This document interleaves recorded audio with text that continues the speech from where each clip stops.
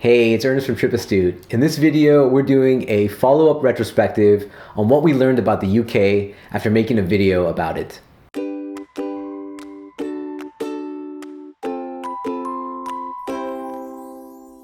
Some of you have probably seen my video called Things an American Notices in the UK. I honestly meant for it to be a lighthearted and fun video that wasn't focused on stereotypes, but more on unique things that I noticed as an American traveler. The video seems to be trending really well in the UK, even though it was primarily created for my US-based audience. As a result, we've received a ton of comments, many of which were pointing out things that I got wrong in the video. So today, I want to share some of the things that I personally learned from the experience. First off is terminology when describing people. Several people mentioned that I shouldn't use the term Brits. What's confusing to me is that everyone I know that's British refers to themselves as a Brit. Some mentioned that it was equivalent to calling Americans Yanks. However, I don't know if it's a fair comparison since we don't call ourselves Yanks in our daily lives. So my recommendation is to use British, or even better, the specific country in which the person is from, since people tend to identify more closely with their home country. So basically English, Scottish, Welsh, or Northern Irish. This leads me to number 2, geographic labels. This is an area where I really screwed up. I think I referred to visiting the UK, Great Britain, and England in the video, and people pointed out that they are completely different. In fact, I'm embarrassed that I didn't have a good grasp of the differences until I read the comments and did additional research. First off, the United Kingdom is a sovereign state or constitutional monarchy, essentially a grouping of countries.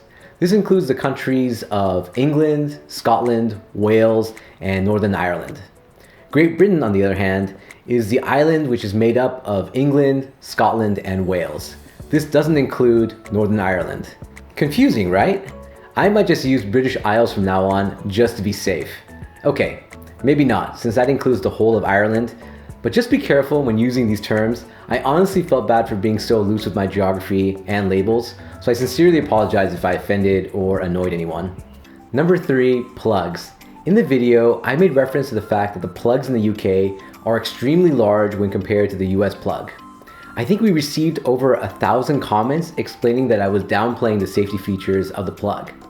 So I wanted to set the record straight and say that even though the plugs are larger, they are in fact very safe. For more information, check out a video by Tom Scott that details the safe features that were incorporated into the plug design. Number 4, mince pies. In my previous video, I mentioned that it was confusing that mince pies, which are a traditional food item during Christmas, are made with minced meat, even though they don't actually have meat in them. What I learned is that they used to have meat in them, but the ingredients slowly shifted to fruit as it became cheaper and more accessible. There's obviously a lot more history behind this, but you get the idea. Number 5, holiday versus Christmas. I had a lot of folks chime in that I didn't use the word holiday properly. While we generally refer to the holiday season as the time between Thanksgiving and New Year's in the US, I believe holiday in the UK is used to describe what we would call a vacation.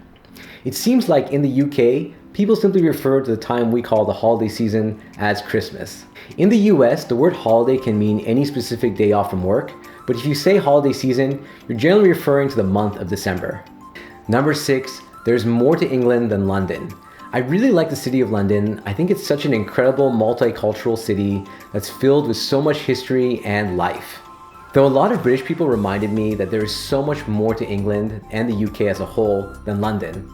I think a lot of Americans probably feel the same way about large cities like New York or Los Angeles. In fact, I had a chance to attend a wedding recently in the English countryside, about an hour west of London, and it was a great experience exploring the area. Number 7, military time is known as 24-hour time or clock. A lot of folks asked me to clarify what I meant by military time. I realized that we're used to referring to it as military time, but outside of the US, it's really known as 24-hour clock or time, and is used a lot more than we're used to. I spent 4 years in the Air Force, so I feel comfortable reading 24-hour time, but I know a lot of people find it cumbersome and difficult in the US since it's so rarely used. And finally, number 8, driving on the left side of the road.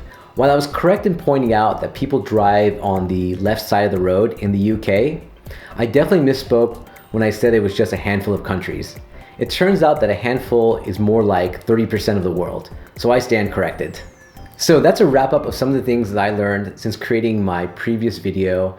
I wanted to share what I learned as it might help you if you're traveling to the British Isles. Notice how I kept it very high level, or if you have friends or coworkers that are from one of the countries that makes up the UK. Do you have any observations or thoughts? If so, please share them in the comment section below. Also, I'm very excited to announce that we just passed our 5,000 subscriber milestone, so stay tuned for another big giveaway next week. And if you haven't entered our giveaway for a Travelon Anti-Theft Urban Incognito backpack, then make sure you do so before the end of today. If you enjoyed this video or found it useful, please give us a thumbs up and consider sharing our video with others.